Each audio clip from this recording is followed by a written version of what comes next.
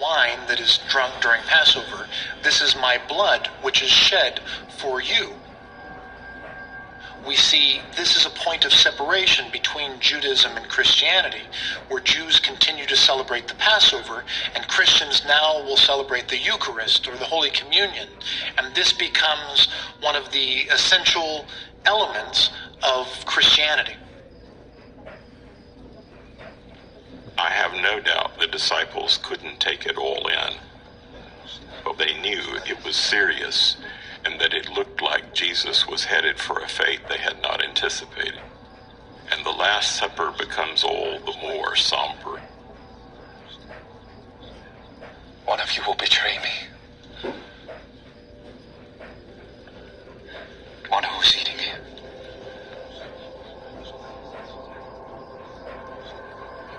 Which of us is the traitor, Lord?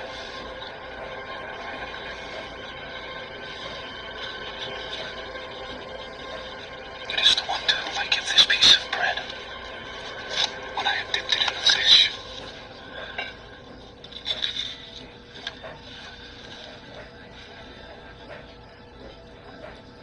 Surely you don't mean me. When Jesus singles out Judas and hands Judas that piece of bread, that must have been a gut-wrenching feeling for Judas.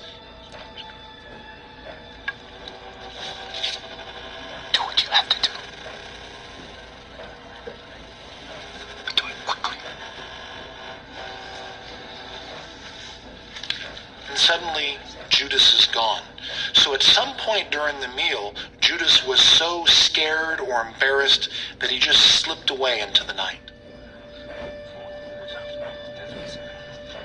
Maybe the disciples thought, well, he's going out to do something Jesus wanted him to do.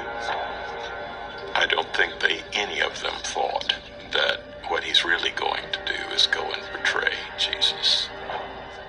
Jesus' calling out of Judas shows either one of two things. Either his divine knowledge of everything that is going to happen, or his simple human intuition.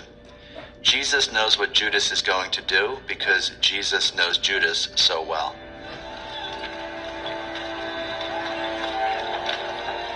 If he knew what I was about to do, why didn't he stop me? But then again, why should he?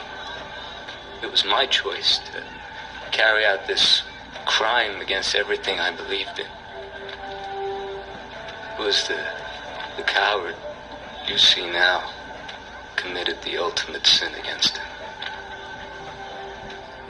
I think Judas may even have thought, Jesus must want me to do this. Jesus has a death wish.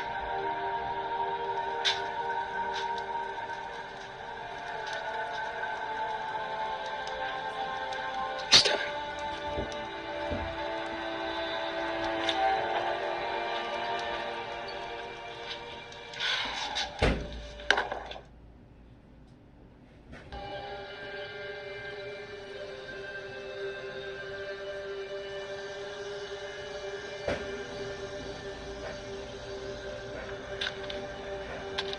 After the Last Supper, Jesus takes his disciples out of the security of the confines of the walls of Jerusalem, across the valley to the Garden of Gethsemane to pray.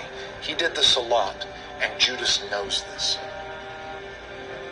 Gethsemane itself means oil press, and so we probably are talking about a vineyard which grows olives.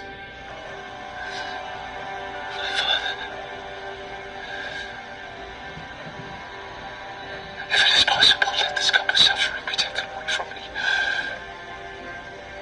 In the Garden of Gethsemane, Jesus seems to be going through real anguish.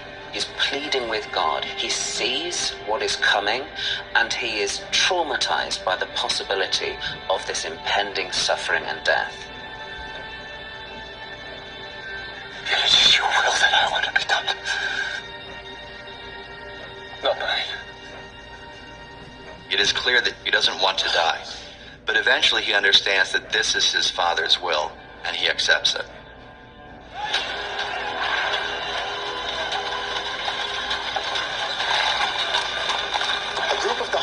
servants and temple guards are sent to arrest Jesus. This includes Malchus. Jesus was very popular, and Caiaphas was reluctant to arrest Jesus publicly. What Judas could offer Caiaphas is knowledge about where Jesus would be in private. You ready for this? The one that kisses the man. Many early Christians greeted one another with a holy kiss. This is something that has been initiated throughout Jesus' ministry by Jesus himself. Rabbi? Judas! Are you betraying the Son of Man with a kiss? Do what you came for, friend.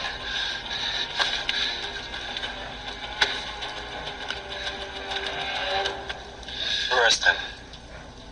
When it dawns on Peter that what's going on is a betrayal, he takes violent action against Malchus. Put your sword back in his place. For all who draw the sword will die by it. After Peter cuts the ear of Malchus, Jesus heals the damage.